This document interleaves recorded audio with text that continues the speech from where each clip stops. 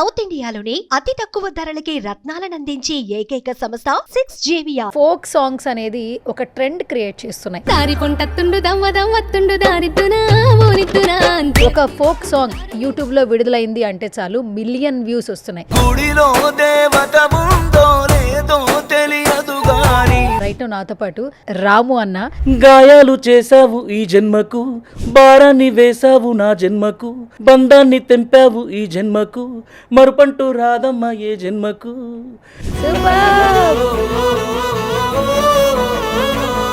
అన్నా చలో ఇంకొక మంచి ఊపున్న పాట. చూపులతో గుచ్చి గుచ్చి చంపకే మేరా, నీ ప్రేమ కోసం నేను పిచ్చోనైపోయానే, నీ కళ్ళు పేలిపోను చూడవే మేరా.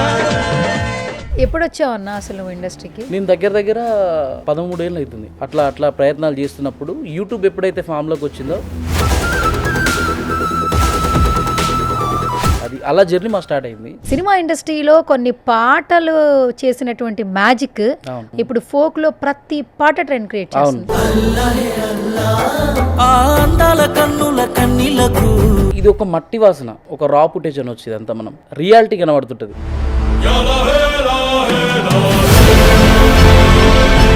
ఫోక్ సాంగ్ ఖండాంతరాలు దాటిపోతుంది. దానికి ఎగ్జాంపుల్ రాను రాను చూసారు కదా, అద్దాల మేడలున్నాయే, మేడల్లా మంచి సీరలున్నాయే, రాను బొంబాయికి రాను. బొంబాయికి రాను.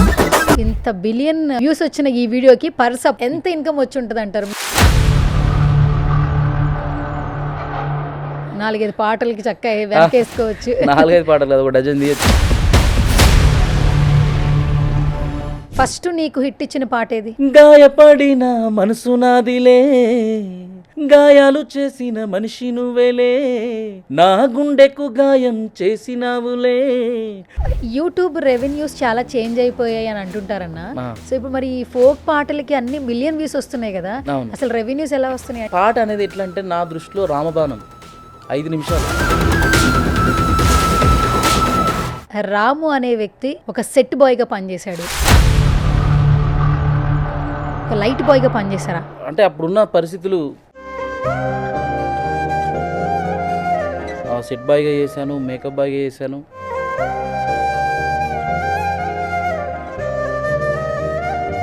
మరి మనకు గడవాలి కదా. ఇప్పుడు ఎంత తీసుకున్నావు అన్న నువ్వు? 300.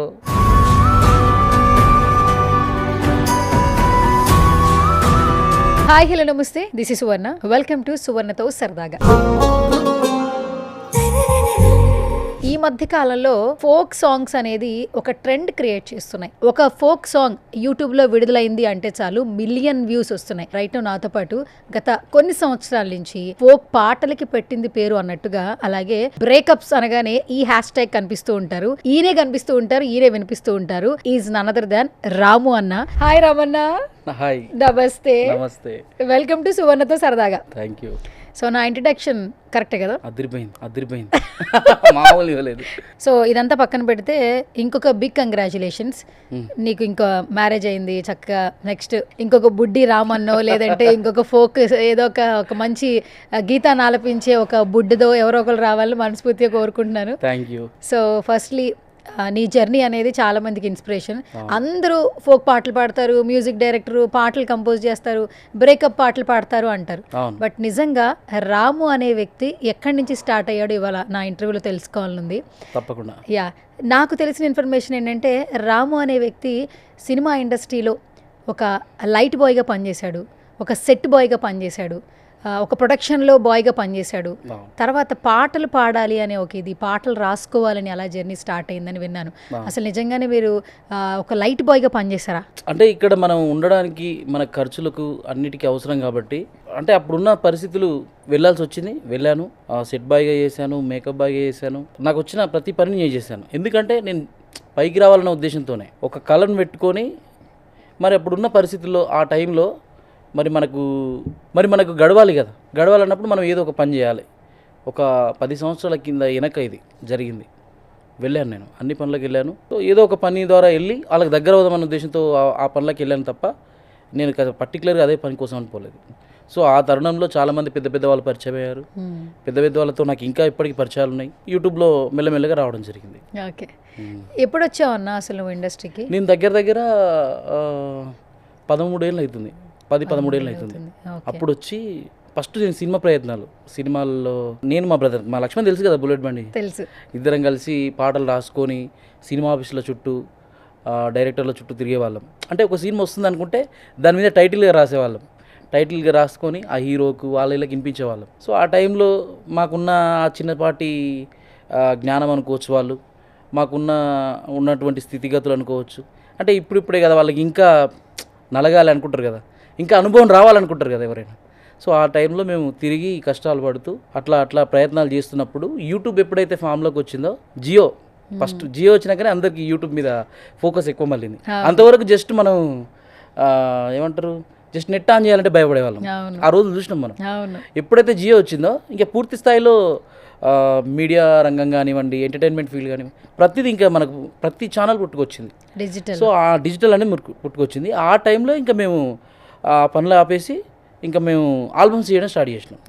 అప్పుడు ఇక మాకు నువ్వంటే పిచ్చి, బాగుండాలమ్మా, గుర్తుకు అదేది మన అల్లాహే అల్లా, ఇవన్నీ సూపర్ హిట్ సాంగ్స్ ఆ టైంలో చేసినాయి. ఒక 7-8 ఏళ్ళ బ్యాక్ ఇవన్నీ జరిగినాయి. అది అలా జర్నీ మా స్టార్ట్ అయింది. సూపర్. అసలు నీ పాటల్లో ఒక రకమైన మ్యాజిక్ ఉంటుందన్న. అంటే ఇప్పట్లో అంటే ఆ పాటకున్నటువంటి ఆ దరువేయడము, వస్తే బాడీలో మూమెంట్ రావడము, అంటే పాటకి మనం దరువేయాలనిపిస్తుంది. అంటే డాన్స్ కావచ్చు, ఆ బీట్కి మనం ఎంజాయ్ చేస్తుంటాం. సో ఆల్ ద టైమ్ నీ పాటలు చాలా బాగుంటాయి.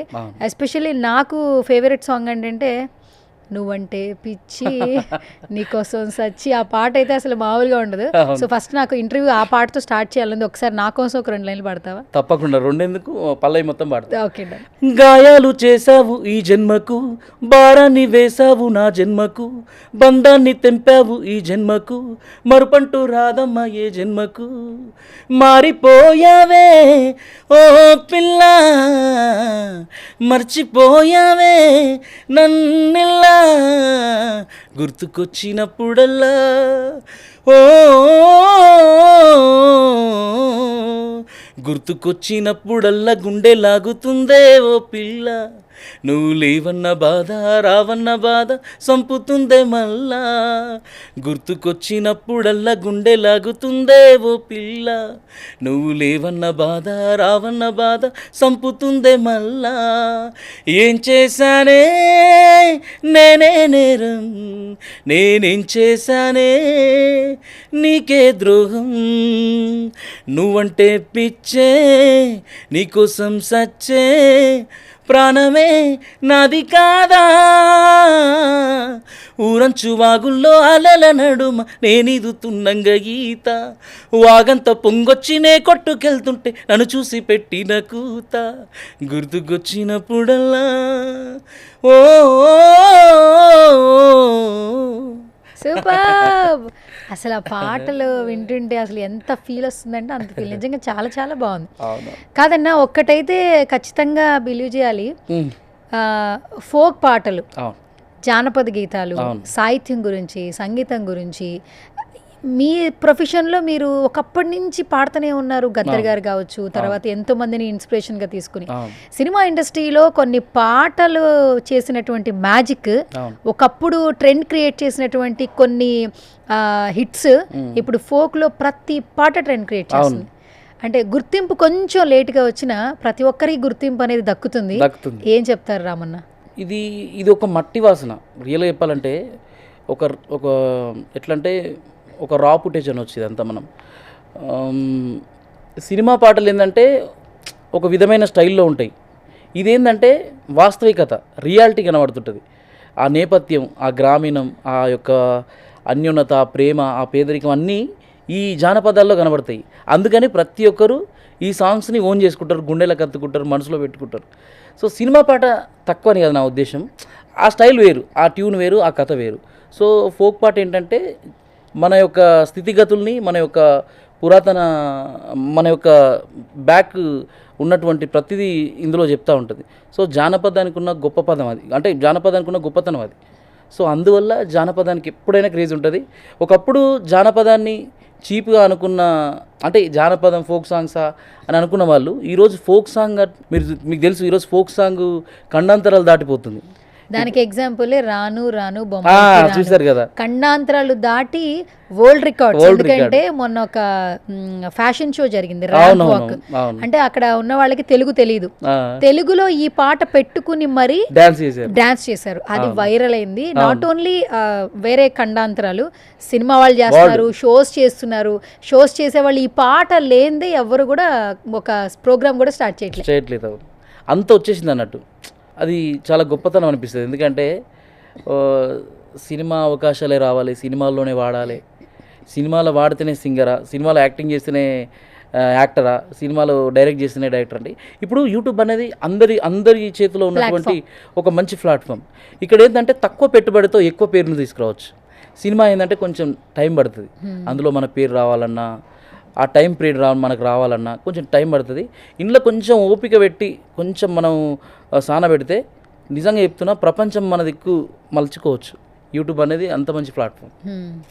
ఈ రాము రాథోడ్ అవును రాను రాను బొంబాయికి రాను అనే పాటతో అంటే ఒక్కసారిగా అసలు అందరి చూపు ఆ అబ్బాయి వైపే ఉంది.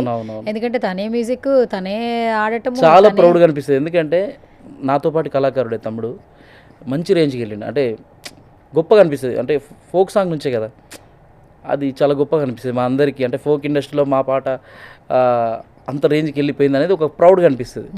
రాము కూడా నేను కలిసినప్పుడు అదే చెప్తా. ఓకే, ఒకసారి నాకు నీ నోటితో వినాలండి, నా కోసం పాడతావా ఆ పాట? నా నోటితోనా? ట్రై చేయి. అద్దాల మేడలున్నాయే, చీరంచు రైకలున్నాయే, కొనిపిస్తా నాతో ముంబై రావే, రాను బొంబాయికి రాను, రాను బొంబాయికి రాను, రాయే రాయే పిల్ల రంగుల రత్నం ఎక్కిస్తా, జాతరంతా తిప్పిస్తా. అసలు ఆ రాను రాను బొంబాయికి రాను అనే పాట లూపులో వింటున్నారు ఇప్పటికీ. అవును, ఫస్ట్ ఆఫ్ ఆల్ ఆ పాట లూప్లోకి వెళ్ళడం పక్కన పెడితే మిలియన్ వ్యూస్ అసలు never expected. First of all అసలు వ్యూస్ గురించి చెప్పండి రామన్న. 400 పైనే ఉంటాయి అనుకుంటా, 400 చిల్లరనేమో. నాకు తెలిసి అది 1 బిలియన్ అనుకుంటా. 1 బిలియన్ పక్క కొడుతుంది, 1000 మిలియన్ పక్క నాకు అనిపిస్తుంది. ఇక అది కనుక కొడితే నాకు తెలిసి ఆ పాట రికార్డ్ క్రియేట్ చేసినట్టు కదా. అంటే ఇప్పుడు మనకి ఫిల్మ్ఫేర్ అవార్డ్స్ వస్తాయి, నేషనల్ అవార్డ్స్ వస్తాయి. అట్లాగే ఫోక్లో ఫోక్ వాళ్ళని కూడా గుర్తించి మనం ఎంకరేజ్ చేయాలని ఒక ఎవరికైనా ఒక ఇంట్రెస్ట్ వస్తే, ఎందుకంటే జనాలు ఓటేసారు కదా, అది అవును డైరెక్ట్ జనాలే స్వయంగా ఎన్నుకున్నారు దాన్ని. సో ఇవ్వచ్చు, అంత అర్హత ఉన్న పాట అది. ఎందుకంటే నార్మల్ పర్సన్ నుంచి సెలబ్రిటీ దాకా ఆ పాటను అంత ఓన్ చేసుకొని డ్యాన్స్ ఆడుతారంటే మరి నచ్చితేనే కదా. ఇప్పుడు 2-3 నచ్చిందంటే వేరు, ప్రపంచానికే నచ్చింది పాట. ఇక వ్యూవర్షిప్ కూడా అంతే, మంచి వ్యూవర్షిప్ ఉంది. ఇప్పటికీ ఆ పాట ఆగట్లేదు, ప్రవాహం ఇంకా వెళ్తూనే ఉంది. అవును, ఆ లిఖిత కావచ్చు, రాము రాథోడ్ కావచ్చు, మంచి నేమ్ అయితే వచ్చింది. మంచి ఆఫర్స్ కూడా బిజీ వాళ్ళు. అవునా? బిజీ. ఓకే, చాలా బిజీగా ఉన్నారా? అవునవును. ఓకే, సో రమణ, ఇన్ని పాటలకి మనం బేసిక్గా ఏంటంటే అందరం ఇప్పుడు అందరికి క్యూరియస్ గా ఉండే విషయం ఏంటంటే యూట్యూబ్ లో ఏదైనా ట్రెండింగ్ వచ్చింది అనుకో, మిలియన్ లోకి వెళ్ళింది అనుకో, ఈ వీడియోకి ఇంత వచ్చిందిరా అనే ఫీలింగ్ వస్తుంది. మరి 4 బిలియన్ వ్యూస్ వచ్చిన ఈ వీడియోకి పర్ సపోజ్ ఎంత ఇన్కమ్ వచ్చి ఉంటుంది అంటారు? మీ పర్ సపోజ్ ఎస్టిమేషన్ ఏంటి ఊరికే సరదాగా? అది నా అకౌంట్ అయితే నీకు లైవ్గా చూపించేవాడిని. ఉదాహరణకు మనం ఏమని చెప్తాం, రామే చెప్పిండుగా ఒక 1 CR పైన అట్లా వచ్చినాయని అన్నట్టు చెప్పిండు కదా. 1 crore 1 CR అట్లా వచ్చినాయని రామే రీసెంట్గా ఇక్కడ నేను విన్నా, ఏదో ఇంటర్వ్యూలో చెప్పిండు. ఏమో చెప్పలేము, మీకు తెలిసే ఉంటుందిగా.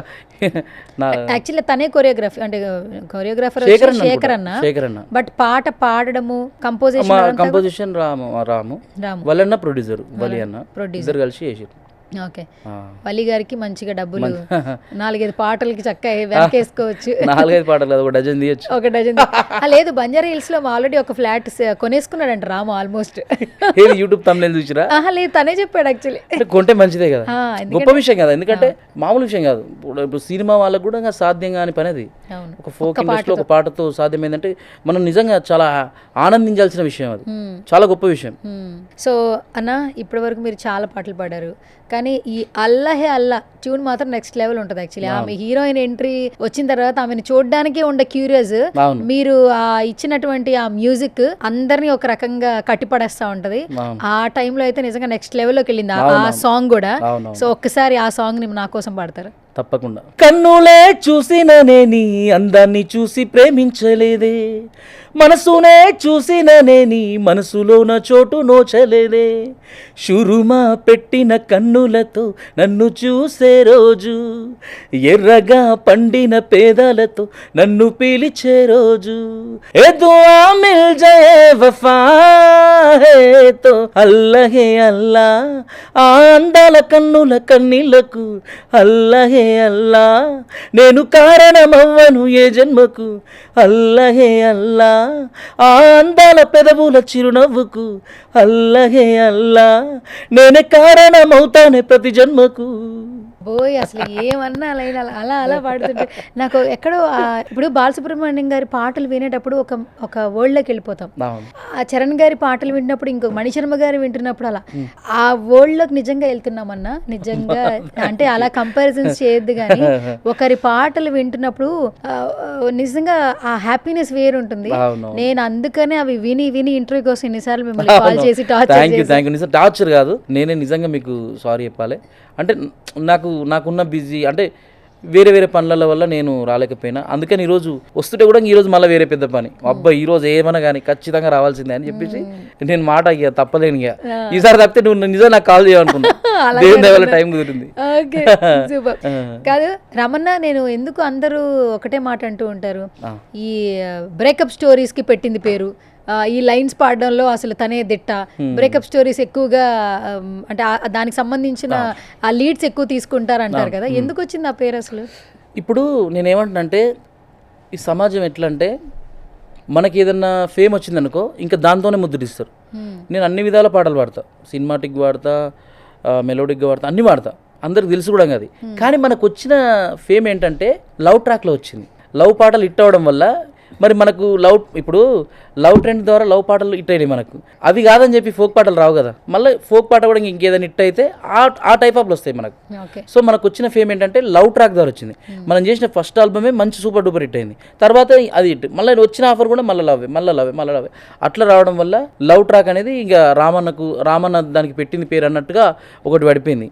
ఇక మీకు ఇంకోటి చెప్పాలంటే దీనికి చక్కని ఉదాహరణ చెప్పాలంటే ఇప్పుడు సపోజ్ మన గబ్బర్ సింగ్లో గ్యాంగ్ ఉంటారు, వాళ్ళలో కూడా మంచి మంచి ఆర్టిస్టులు ఉంటారు, కానీ వాళ్ళని చూడగానే గబ్బర్ సింగ్ టీమ్ అంటారు, గబ్బర్ సింగ్ టీం అంటారు, కానీ ప్రత్యేకంగా గుర్తించి అంటే క్యారెక్టర్ ఆర్టిస్ట్ అన్నట్టుగా చూడరు. అంటే జనాలు ఒక ఫేమ్ ఏదైనా వచ్చింది అనుకో ఇంకా దాన్నే ముద్రిస్తారు అన్నట్టు. ఇప్పుడు తాగోతు పాట పాడారు అనుకో, తాగోతు అనే లెక్కలు ఉంటారు. ఒక మంచి ఏదైనా వాడారు అనుకో దాని లెక్కలు ఉంటారు. ఇప్పుడు తాగోతు రమేష్ అని ఉండు, ఏది నచ్చితే అదే చూస్తారు. తాగోతు రమేష్ అని ఉండు, ఆయన ఎన్నో విభిన్న పాత్రలు చేయగలడు, కానీ ప్రత్యేకమైన ఫేమ్ వచ్చిందంటే తాగోతుకు పెట్టింది పేరు అన్నట్టుగా. అర్థమైందా? సో మనకు వచ్చిన పేరు ఇట్లుంది కాబట్టి వాళ్ళు అట్లా అనుకుంటారు. అన్న బ్రేకప్ పాటల్లో మీకు చాలా మంచి కాంప్లిమెంట్స్ వచ్చాయి. అందరూ బాగా ఎక్కువగా ఇష్టపడే పాట ఏంటి మీ అన్ని పాటల్లో? అన్నీ ఇష్టపడతారు, ఇది లేదన్నట్టు లేదు. ఇప్పుడు నువ్వంటే పిచ్చి ఇష్టపడతారు, ప్రతి ఒక్కటి అంటే పర్టికులర్గా ఇదే ఇష్టం అన్నట్టు ఏం చెప్పరు. అంటే వాళ్ళు హిట్స్లలో చూసుకుంటారు. నేను వాడినే 100 సాంగ్స్ ఉన్నప్పటికీ ఓ అల్లాహే అల్లా, ఓ నువ్వంటే పిచ్చి, ఓ బాగుండాలమ్మా, ఓ గాయపడిన మనసు నాదిలే, ఇంకా కొన్ని ఉన్నాయి, ఒక 10 దాకా 100 మిలియన్ల సాంగ్ దాకా ఉంటాయి. సో అవి ఎక్కువ తీసుకుంటారు, అంటే ఎక్కువ జనాదరణ ముందునే జనాలకు గుర్తుంటాయి. మిగతా ఏంటంటే గుర్తుంటాయి కానీ సడన్ గా మనకు ఫేమ్ తెచ్చినవి మాత్రమే లైమ్ లైట్ లో పెట్టుకుంటారు వాళ్ళు.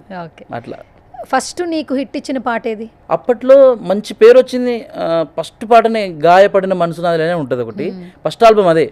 అంతకన్నా ముందు వేరే వేరే ఆల్బమ్స్ చేసినాం కానీ బాగా జనాదరణ పొందింది అయితే నేను మా లక్ష్మణ్ కళ్యాణ్ అందరం కలిపి ఒక మ్యూజిక్ కాంబోలో హిట్ అయినటువంటి పాట ఫస్ట్ పాట గాయపడిన మనసు నాదిలే. అక్కడ నుంచి లక్ష్మణ్ రైటర్గా నేను సింగర్గా మార్కెట్లోకి రావడం జరిగింది. అప్పుడు దాని నుంచే అవకాశాలని అందిపుచ్చుకుంటూ అట్లా మెల్లమెల్లగా ఇప్పుడు లక్ష్మణ్ తర్వాత బుల్లెట్ బండి అట్లా జరిగింది. ఫస్ట్ పాట గాయపడిన మనసు నాదిలే అని ఒకటి అప్పట్లో మంచి హిట్ అయింది. ఓకే, ఒకసారి పాడండి. పాడతా, వన్ లైన్ ఎందుకు, పల్లవి మొత్తం పాడతా. గాయపడిన మనసు నాదిలే, గాయాలు చేసిన మనిషి నువ్వేలే, నా గుండెకు గాయం చేసినావులే, లైఫ్ లాంగ్ నన్నొంటరిని చేసినావులే, ఒక్కసారైనా నీకు గుర్తొస్తానా, ఒక్కసారైనా నిన్ను నవ్విస్తానా, ఒక్కసారైనా కల్లో నేనొస్తానా, గాయపడిన మనసు నాదిలే, గాయాలు చేసిన మనిషి నువ్వేలే. అప్పట్లో అంటే అప్పుడప్పుడే అంటే ఇది ఒక 5 years బ్యాక్ అనుకుంటా, ట్రెండ్కి సెట్ చేసింది. బాగా అప్పట్లో. ఇది ఒక 100 million ఉంటుంది. 100 million. ఎవరు కంపోజ్ చేశారు ఇది? ప్రొడ్యూసర్ ఇది DRC Sunil, okay. DRC music అని చెప్పేసి ఉంటుంది. ఓకే. ఫస్ట్ పాట మాది అందులోనే. కళ్యాణ్ మ్యూజిక్ చేసిండు. కళ్యాణ్ మ్యూజిక్. నేను లక్ష్మణ్ దగ్గరుండి లక్ష్మణ్ రాసిండు, నేను పాడిన ట్యూన్ అవంతా చేసిన. ఇప్పుడు నువ్వు పాడే పాటలన్నీ మీ బ్రదర్ లక్ష్మణే రాస్తారా? అవును. నువ్వు కూడా ఈ మధ్యలో నేను కూడా రాస్తున్నావు. మొన్న ఒక తురుము సాంగ్, తర్వాత రాధ మాడిఫికేషన్, అంటే ఉన్న సాంగ్నే కొంచెం అటు ఇటు మాడిఫికేషన్ చేసిన తురుము సాంగ్ ఓన్గా రాసిన. ఈ రీసెంట్గా లక్ష్మణ్ పొలిటికల్గా ఇట్లా తను ఒక డైరెక్షన్ అట్లా పెట్టుకున్నాడు, కొన్ని పనులు, పెద్ద పనులు. సో అట్లా బిజీ ఉండడం వల్ల నేను కూడా బిజీ ఉండని కాదు, నాకు కూడా రాద్దామని ఉన్నది. అంటే ఎప్పటి నుంచో ఉండే, ఇంకా వాడు బిజీ ఉండడం వల్ల నేను మనోడు కూడా రాస్తుండు, నేను కూడా అప్పుడప్పుడు నేను కూడా రాస్తున్నాను. ఓకే. ఎందుకంటే ఫోక్ పాటలకి ప్రజెంట్ ఎంత ఫేమ్ ఉందంటే ఎర్ర ఎర్ర రుమాలు గట్టి మల్లమ్మ అసలు ఎంతో మందికి పరిచయం అయింది. మా స్టూడియోకి కూడా అసలు అంటే మేము ఫస్ట్ పిలిచినప్పుడు ఫేమ్ అయిందని పిలిచాము, అంటే పాట ట్రెండింగ్ వచ్చింది. తనతో మాట్లాడిన తర్వాత ఇలాంటి కళాకారులు ఖచ్చితంగా గుర్తింపు రావాలి అనే ఉద్దేశంగా ఇంటర్వ్యూ కూడా చేశాము. సో ఆ పాట కూడా చాలా చాలా బాగుంది, మంచి రెస్పాన్స్ వచ్చింది. అసలు మల్లమ్మ తెలియని వాళ్ళు కూడా మల్లమ్మని ఫాలో అవుతున్నారు ఇన్స్టాగ్రామ్ కూడా ఉంది. అవునవును, 1700 మంది ఫాలోవర్స్ నుంచి. నిజంగా చెప్పాలంటే మల్లమ్మ విషయంలో మీరు చేసినటువంటి ఇంటర్వ్యూ ఆమె లైఫ్కు చాలా ప్లస్ అయింది అనుకుంటా, నేనైతే అనుకుంటున్నా. ఎందుకంటే 4 అవకాశాలు వచ్చినాయి, మంచి మంచి పేరు వచ్చింది, ఆర్థిక సాయం కూడా మీ నుంచి అందిందన్న విషయం నాకు తెలిసింది. నిజంగా సుమన్ టీవీ నుంచి ప్రత్యేకంగా మీరు ఇంటర్వ్యూ చేశారు కాబట్టి నిజంగా ఆ విషయంలో మీకు మంచి బాగా అనిపించింది. అట్లాంటి వాళ్ళకి మీరు చేస్తున్నటువంటి ఇంటర్వ్యూ సూపర్ అసలు నిజంగా. ఇప్పటికీ ఆమె నంబర్కి ఒక 500 చేస్తున్న వాళ్ళు ఉన్నారు, 200 చేస్తున్న వాళ్ళు ఉన్నారు, 1000 రూపాయలు చేస్తున్న వాళ్ళు ఉన్నారు. సో ఘంటసాల గారి ముని మనవరాలట. సో ఆవిడ సరస్వతి గారు, ఆవిడ కాల్ చేసి అమౌంట్ హెల్ప్ చేస్తామని నాకు కాల్ చేశారు, మళ్ళీ తర్వాత ఆవిడకి కూడా హెల్ప్ చేశారు. గ్రేట్ అసలు, అంత పెద్ద లెజెండరీ మనవరాలు ఆమె కూడా ఆమె ఆర్థిక సాయం చేసిందంటే రియల్గా ఎంతో గొప్ప పుణ్యం చేసుకొని పుట్టుంటుంది మల్లమ్మ నిజంగా. అవును. ఎర్ర ఎర్ర రుమాల తర్వాత నూకరాజు, ఆసియా, తాటి బెల్లం, అది అసలు ఏవేవో పాటలు వచ్చేస్తున్నాయి ఫోక్ లో. అసలు ప్రయోగం అది నిజంగా ప్రయోగాత్మకమైన పాట అది. అట్లా పాడాలి, అట్లా ట్యూన్ చేయాలి, అట్లా లింకులు ఉండాలి అనే ఇదిలో మంచి ప్రయోగం అది, మస్తు ఎక్కింది అది కూడా. తాటి బెల్లం కూడా చాలా మంచి వ్యూస్ వచ్చాయి. తన సింగర్ ని కూడా నేను ఇంటర్వ్యూ చేశాను, అది కూడా మిలియన్స్ వెళ్ళింది. పాట పాడినామేనా? పాట పాడినామని ఇంటర్వ్యూ చేశాను నేను, అవి కూడా మిలియన్స్ వెళ్ళాయి యాక్చువల్లీ. ఆవిడ ఎక్కడో వరంగల్ దగ్గర ఎక్కడో ఉంటారట, ఆవిడకి కూడా రాయడం రాదన్న. అదే నేను ఏమంటున్నా, జానపదం అనేది ఇంకా మనం వెలికి తీయాల్సింది చాలా ఉంది. మనం ఊర్లలోకి వెళ్తే అమ్మలక్కల దగ్గర ఒరిసేలల్లో ఆడిడ పాడేది ఇంకెన్నో పాటలు ఉన్నాయి తెలుసా. అసలు మనం ఎంతో ఇంకా స్టఫ్ ఉంది, ఇంకా వస్తుంది. ఈ స్టఫ్ ఇంకా ఒక 10-20 సంవత్సరాలకు యూజ్ అవుతుంది. అంతేనా? వస్తాయి అట్లా కొత్త పైన వాళ్ళు అల్లుకున్నటువంటి. అసలు వాళ్ళకు నిజంగా ఏ సంగీతం తెలుసండి, వాళ్ళకి ఏ జ్ఞానం ఉందని చెప్పండి. వాళ్ళు ఒక ప్రకృతి ఒడలో వాళ్ళంతా మంచిగా అమ్మలక్కలు పాడుకొని ప్రతి సందర్భంలో ఆ పాటలను కనుక జస్ట్ మనం తీసుకొని చిన్న మోడిఫికేషన్ చేసినా ఈరోజు వైబ్ వేరే ఉంటుంది. అవును నిజంగా. యూట్యూబ్ రెవెన్యూస్ చాలా చేంజ్ అయిపోయాయి అని అంటుంటారన్న. సో ఇప్పుడు మరి ఈ ఫోక్ పాటలకి అన్ని మిలియన్ వ్యూస్ వస్తున్నాయి కదా, అసలు రెవెన్యూస్ ఎలా వస్తున్నాయి అంటే మామూలుగా మీ ఫ్రెండ్స్ మాట్లాడుకుంటారు, ఎందుకంటే ఇప్పుడు హిట్ అయిన ప్రతి ఒక్కరు నీకు పరిచయం ఉన్నవాళ్ళు. అవునవునవును. రెవెన్యూస్ ఎలా వస్తున్నాయి? మేము మార్నింగ్ లేస్తుంటే మిలియన్స్ కనిపిస్తూ ఉన్నాయి. అంటే పాట అనేది ఎట్లా అంటే నా దృష్టిలో రామబాణం. 5 నిమిషాల్లో ఇట్ట ఫట్ అనేది జనాలు చెప్పేస్తారు. బాగున్నది అనుకో ఆటోమేటిక్ మళ్ళీ వింటాడు, రిపీటెడ్ వ్యూవర్స్ అవుతారు. ఎట్లంటే ఒక పాట మంచిగా ఉంటే రిపీటెడ్గా వింటారు. అది మనకు అది తొందర తెలిసిపోయే రిజల్ట్, లేకుంటే పాట పోదా అనేది అప్పుడే అర్థమైపోతుంది. సో ఇప్పుడున్న అంటే ఒక రోజుకి ఒక 1 మిలియన్ అట్లా చూస్తే ప్రజెంట్ అయితే 40-50 వస్తుంది అన్నట్టుగా తెలిసింది నాకు. 50 లక్షల వరకు లేదు, 50,000 1 మిలియన్కి. 1 మిలియన్కా? 1 మిలియన్కి 40 to 50,000 అని నాకు తెలిసింది. అది ఇంకా కొంచెం స్లోగా ఉన్నది అనుకో 25-30 అంటే డ్యూరేషన్ ఇంత టైం వాచింగ్ అవర్స్ అని బట్ట ఆ మినిమం 5 నిమిషాల నిడివికి అచ్చా 3:30 నుంచి 5 నిమిషాల నిడివికి 40 to 50,000 40 నుంచి 50,000 వస్తున్నాయన్న ఒక్కరోజు మిలియన్ పడతాయి. మరి అదే ఒక 10 నిమిషాలు 15 నిమిషాలు అయితే కంటిన్యూగా చూస్తే అంటే పాట అంతవరకు ఉండదు కదా, ఓన్లీ 3-4 మినిట్స్ అంటే పాట అంతవరకు ఉండదు అనే లెక్కలు నేను విన్నా. కానీ మంచిగానే వస్తుండొచ్చు, ఎందుకంటే ఇప్పుడు మంచి బ్లాస్ట్ పడ్డది అనుకో, నిజంగా చెప్పాలంటే ఒక పాటతో లైఫ్ సెటిల్. ఇప్పుడు రాను బొంబాయికి రాను 1 CR 1 crore వచ్చింది యాక్చువల్లీ. అసలు ఆ పాటకి ఎంత బడ్జెట్ అయ్యి ఉండొచ్చు అన్న మామూలుగా? నేను అనుకుంటున్నా ఒక 4-5 వరకు కావచ్చు అనుకుంటున్నా. 4-5 లక్షలు పెట్టారు కావచ్చు, 1 కోటి రూపాయలు వచ్చింది. అట్లాగనే అన్ని పాటలు రాలేవు కదా, యా. ఎందుకంటే ఇది 100 మంది ట్రై చేస్తే ఇద్దరికి పండే పంట ఇది. అవును, మరి మిగతా వాళ్ళంతా చేతులు కాల్చుకున్న వాళ్ళేగా. అవును, ఒక విధంగా చెప్పాలంటే వీళ్ళందరూ చేతులు కాల్చి వాళ్ళకి సక్సెస్ ఇస్తున్నట్టే. ట్రూ అంతేనా? కానీ గుర్తింపు వచ్చిందన్న. అదే అంటున్నా. ఇప్పుడు మేమందరం ఫోక్ వాళ్ళని తీసుకొచ్చి ఇంటర్వ్యూలు చేస్తున్నాము, అంటే సినిమా వాళ్ళకి సమానంగా చూస్తున్నారు ఇప్పుడు right now. ఇప్పుడు గద్దర్ గారు ఉన్నప్పుడు ఏమనే వాళ్ళంటే జానపద కళాకారులు చనిపోకూడదు, నేను బ్రతుకున్నంత వరకు వాళ్ళకి నేను పేరు తీసుకొస్తాను, వాళ్ళకి పని కల్పిస్తాను, నేను చనిపోయిన తర్వాత కూడా వాళ్ళ గుర్తింపు రావాలి అని చెప్తుంటూనే ఉంటారు యాక్చువల్లీ. కానీ ఇప్పుడు 2025లో నడుస్తున్నాం, అంటే ఏ టైంలో నడుస్తున్నాం, బ్రతుకుతున్నాం మనం. ఆ టైంలో కూడా జానపద సాహిత్యానికి సంగీతానికి ఎంత ఇంపార్టెన్స్ ఇస్తున్నారంటే నిజంగా వింటున్న ఆడియన్స్కి ఫస్ట్ కృతజ్ఞతలు తెలియజేయాలి అందరూ. మామూలు విషయం కాదు. ఇప్పుడు నేను మామూలుగా జనాల నాడి కూడా తెలుస్తూ ఉంటుంది అప్పుడప్పుడు. వేరే సినిమా పాటలు కార్లో పెట్టుకున్నా లేకుంటే ఎక్కడన్నా పెళ్లి ఫంక్షన్లో చేసినా కూడా పాట తీసే ఆ రాను బొమ్మాయి పెట్టు, అల్లాహ్ పెట్టు, అదే పెడుతున్నారు ఇప్పుడు, అటు అది పెట్టు అని ఇట్లా ఉంటుంది తెలుసా. అంటే వాళ్ళకి తెలుసు అన్నట్టు, అంటే ఆ ఒరిజినాలిటీ, ఆ మట్టి వాసన అనేది అర్థమైపోతుంది. అంటే సినిమా పాట తక్కువ అని కాదు, కానీ అంటే అంతే జానపదానికి ఉన్న గొప్పతనం అది. సరే, సో రామన్న, నాకు కొన్ని డౌట్స్ ఉన్నాయి యాక్చువల్లీ. ఫోక్ పాటల్లో ఇంత మంచి నేమ్ వచ్చిన చాలామంది సినిమా ఇండస్ట్రీలో ఎందుకు సస్టైన్ అవ్వలేకపోతున్నారు? సినిమా ఇండస్ట్రీలో నేను ఏమంటున్నా అంటే నిజంగా అంటే నేను కూడా వచ్చి ఒక 10-13 సంవత్సరాలు అవుతుంది. నిజంగా ఇంతైనా ఇప్పటి వరకు నాకు సరైన సినిమా అవకాశం రాలేదు. అలాగని నా లోపం కాదు, నేనైతే నా లోపం కాదని అనుకుంటా. నేను నా ప్రయత్నం చేస్తున్నా, కానీ నన్ను అర్థం చేసుకునే డైరెక్టర్ దొరకలేదు అనిపిస్తుంది. రియల్గా చెప్తారు, మీరు ఏమనుకున్నా సరే, పెద్దవాళ్ళు చూసినా సరే ఇబ్బంది లేదు. నాకు అనిపించింది, అంటే నేను చాలామందితో ట్రావెల్ అయ్యి చూసిన, ఎవరు నేను తక్కువ బట్టి చూడట్లా. వాళ్ళున్న బిజీలో వాళ్ళు ఉండొచ్చు. ఒక 60-70 కోట్లు పెట్టిన సినిమాలో నన్నే వాడించాలి, నాతోనే రాయించాలనేది కూడా లేదు వాస్తవంగా.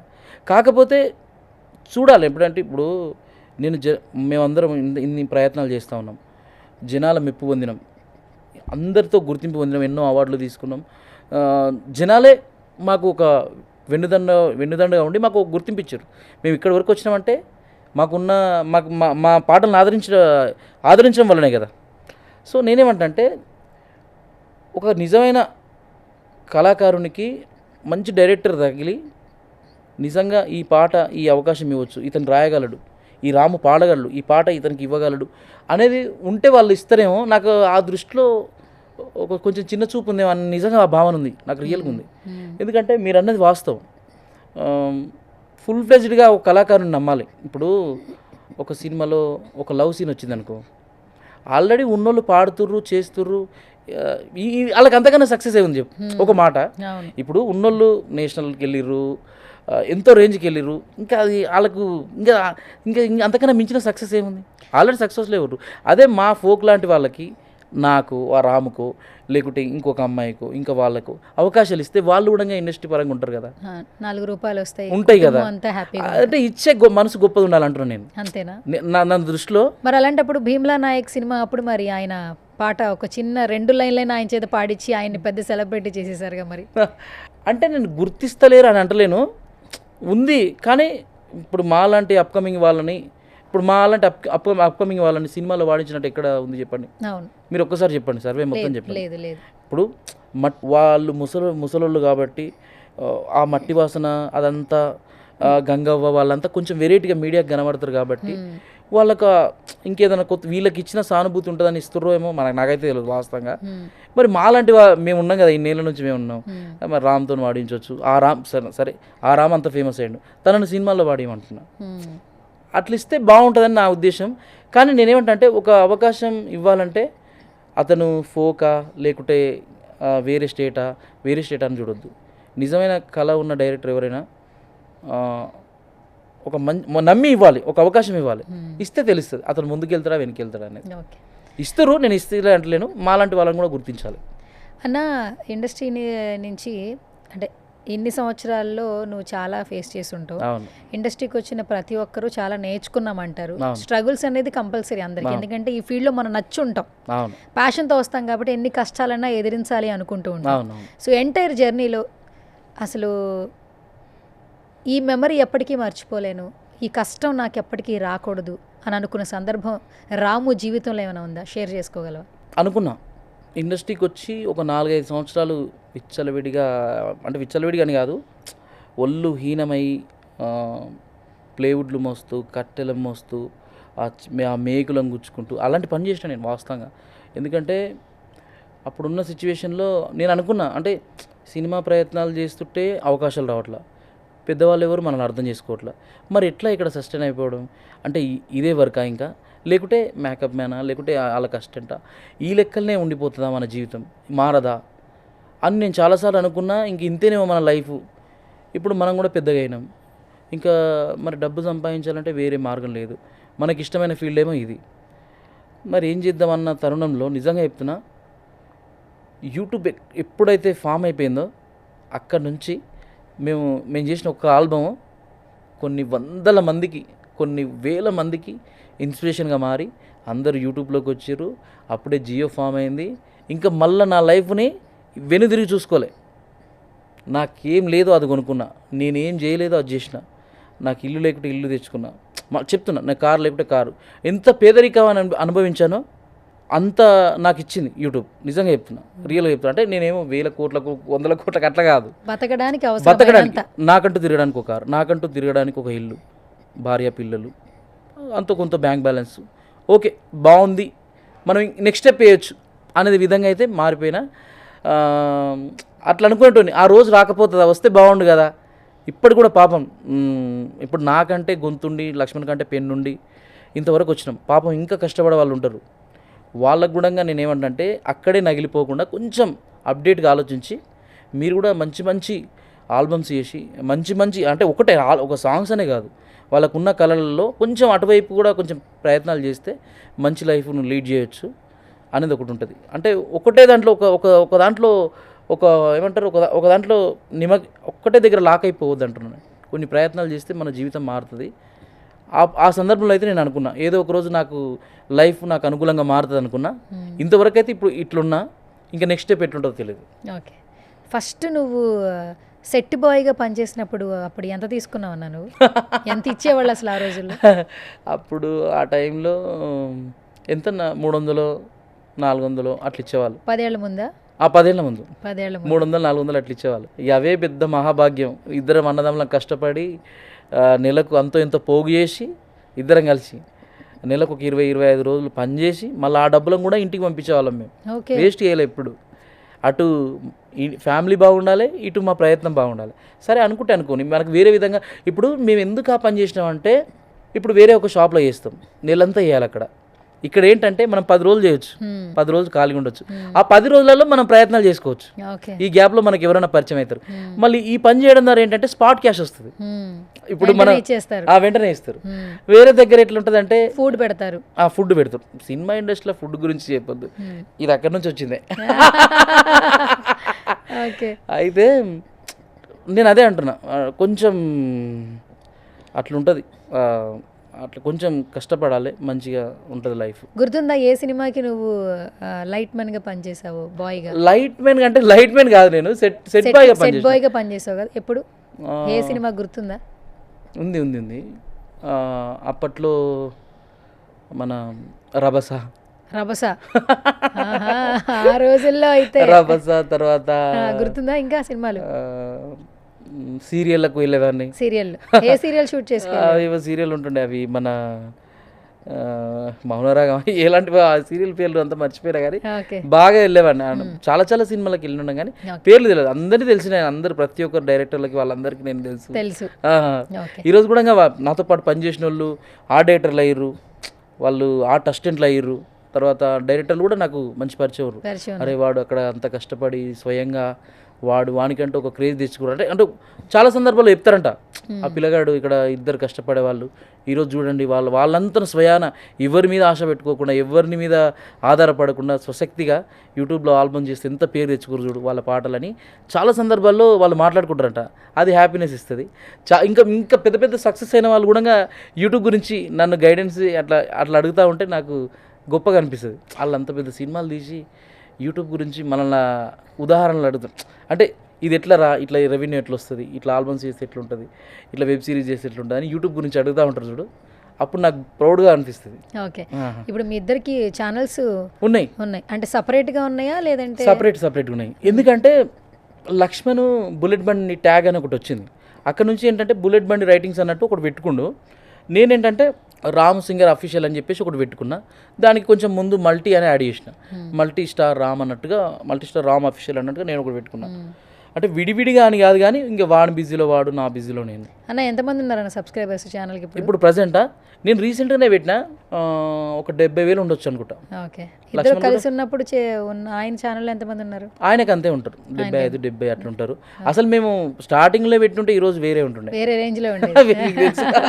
స్టార్టింగ్ ఎట్లున్నదంటే మనకు అవకాశాలే, అప్పుడు అవకాశాలే ప్రధానం. 10 ఇచ్చినా 5 ఇచ్చినా పాట ఇచ్చేవాళ్ళం. ఇప్పుడు తెలిసింది కదా ఏ పాట తీస్తే ఎంత అవుతుంది ఏంది. అసలు మీరు చెప్తే నమ్మరు, మా పాటలకు మేము ఇచ్చిన పాటలకు యూట్యూబ్లో ఒక యూట్యూబ్ అడ్వైజర్ చెప్పిండు నాకు, సుమారుగా ఒక 20 కోట్ల బిజినెస్ జరగవచ్చు అన్న అని చెప్పిండు. 20 కోట్ల బిజినెస్ అంటే ఎంత పీరియడ్లో? ఒక సంవత్సరానికి 6 నెలలు, ఒక 4-5 సంవత్సరాల పీరియడ్లో 4 సంవత్సరాల 20 కోట్ల బిజినెస్ జరిగిందంట. అంటే అంచనా వేసి చెప్పిండు. ఆ వ్యూవర్షిప్ని అంతా తీసుకొని ఇప్పటివరకు మేము చేసిన సాంగ్లలో అంతవరకు రావచ్చనా అని అన్నాడు. అంటే అవి మాకు రాలేదు. ఎవరైతే ఇప్పుడు మీరు పాట అడిగిరు, మా రెమ్యునేషన్ ఏదో మేము తీసుకొని మీకు పాట ఇచ్చినాం. గుడ్ విల్గా మీకు ఏమైనా సక్సెస్ అయితే ఇప్పుడు ఇస్తారు, ఆ టైంలో ఇవ్వలేదు. ఓకే, అట్లా అంత అన్నట్టు తెలిసింది నాకు. ఓకే అన్న, ఇప్పుడు నాకు కొన్ని క్వశ్చన్స్ ఉన్నాయి. మీరు నాకు ఒక సినిమాకి పాటలకు సంబంధించి ఒక మెలడీ పాడాలి, ఒక ఎమోషన్ పాడాలి, ఒక సాడ్ సాంగ్ పాడాలి, ఒక మాస్ సాంగ్ పాడాలి. ఎందుకు అంటే సినిమా ఇండస్ట్రీలో అన్ని వాడతా కానీ మీరు ఫోన్ తీసుకోండి. అంటే ఈ ప్రయత్నం దేనికోసం అంటే సినిమా ఇండస్ట్రీలో కూడా అవకాశాలు రావడం కోసం. సో ఇళయరాజా గారి సాంగ్స్ లో ఒక మంచి సాంగ్ పాడతారా? ప్రియతమా నన్ను పలకరించు ప్రణయమా, అతిథిలా నన్ను చేరుకున్న హృదయమా, బ్రతుకులోని బంధమా, పలుకలేని భావమా, మరువలేని స్నేహమా, మరలి రాని నేస్తమా, ప్రియతమా ప్రియతమా ప్రియతమా ప్రియతమా నన్ను పలకరించు ప్రణయమా, అతిథిలా నన్ను చేరుకున్న హృదయమా. సూపర్ సూపర్, చాలా చాలా చాలా బాగుంది. థ్యాంక్ యూ రామన్న, మంచి మెలడీ పాడావు. ఇప్పుడు మంచి మాస్ అంటే ఎలా ఉండాలంటే ఫుల్ చూస్తున్న వాళ్ళకి కూడా మంచి ఊపు రావాలన్నమాట. అలాంటి ఒక మంచి పాట పాడు. గింత గింత పాల సుక్కకే ఒళ్ళు నాది గంతులెత్తి వాడసాల, ఒక్క బొట్టు మందు సుక్కకే నింగిలోని సుక్కలన్నీ రాలిపాయలేలా, అరగిరాగిరా తిరిగిపాయే షాన్మినార్ షాల్బండా, అరే ఉల్టా సీదా అయిపాయే ఉన్న ఒక్క గోల్కొండ, జరా మస్సు చేద్దామంటే దిమకరమైంది రన్నా, అరే ఎంత పని చేసివిరో యములడ రాజన్న, నువ్వెంత పని చేసివిరో యములడ రాజన్న, నిలి మత్తుల ముంచేసివిరో యాకిరి నరసన్న, అరే ఒళ్ళంతా ఎక్కిపాయ తీను మారజమ్మా. Super, thank you. చాలా చాలా బాగుంది. ఏ గన్ను లాంటి కన్నులున్న జున్ను లాంటి పిల్ల, నవ్వుతోటి నన్ను పెంచి పారిపోతే ఎల్లా, ఏ సుందరి సుందరి సుందరి మనసునే చేసినావే ఇస్త్రీ, ఏ బ్లాక్బెర్రీ బ్లూబెర్రీ బ్లాక్బెర్రీ మిక్స్ చేసి లిప్పులో పెట్టినావే తానా, అదొకటి అట్లా. ఓకే, సూపర్ ఏ సూపర్. పిల్ల నువ్వు లేని జీవితం, నల్ల రంగు అంటుకున్న తెల్ల కాగితం, ఏ పిల్ల నువ్వు లేని జీవితం, అవకాయ బద్దలేని మందుకంత దారుణం. సూపర్ సూపర్ సూపర్ అన్నా. చలో ఇంకొక మంచి ఊపున్న పాట. తప్పకుండా. చూపులతో గుచ్చి గుచ్చి చంపకే మేరా హాయ్, ఓలల్లా గుండెల్ని గుళ్ళ చేసి జారకే మేరే హాయ్, నీ ప్రేమ కోసం నేను పిచ్చోనైపోయానే, నీ ప్రేమ కోసం నేను పిచ్చోనైపోయానే, నీ కళ్ళు పేలిపోను చూడవే మేరా హాయ్. ఫైనల్గా మీ వైఫ్ కోసం అట్లాగే చాలా మంది ఫీమేల్స్కి కొన్ని సార్లు ఏంటంటే కొంచెం ఎక్కువ ఫ్రస్ట్రేట్ అయిపోతూ ఉంటాం, ఓడిపోతామేమో గివప్ ఇచ్చేయాలేమో అనుకుంటూ ఉంటాం. ఆ టైంలో కొంచెం స్ట్రాంగ్గా బలంగా ఉండాలి అనుకునే సందర్భంలో ఏదైనా ఒక పాట పాడండి. తప్పకుండా. సంతోషం సగం బలం హాయిగా నవ్వమ్మా, ఆ సంగీతం నీ తోడై సాగవే గువ్వమ్మ, నవ్వే నీ కళ్ళలో లేదా జాబిలి, నవ్వే ముంగిళ్ళలో రోజు దీపావళి, ఓ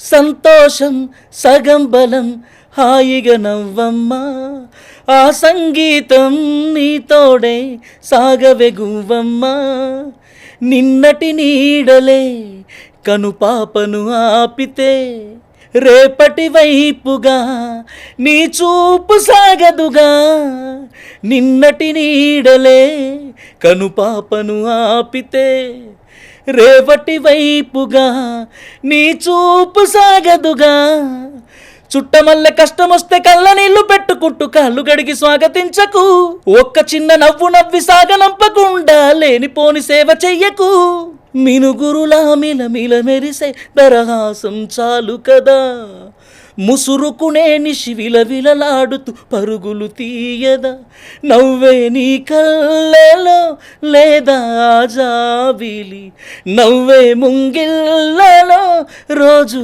దీపావళి.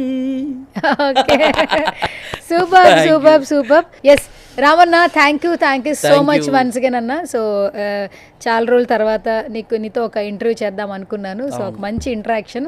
సో ఫోక్లోనే కాదు సినిమాల్లో కూడా మంచి మంచి అవకాశాలు రావాలి మనస్ఫూర్తిగా కోరుకుంటున్నాను. మీరు చేసిగా అవకాశాలు ఇక వెల్లువిత్తాయి.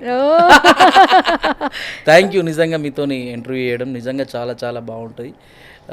ఎన్నో ఇంటర్వ్యూలు చూస్తూ ఉంటాం ఇవి. నేనే మీకు కొంచెం లేట్ అయ్యి వచ్చాను.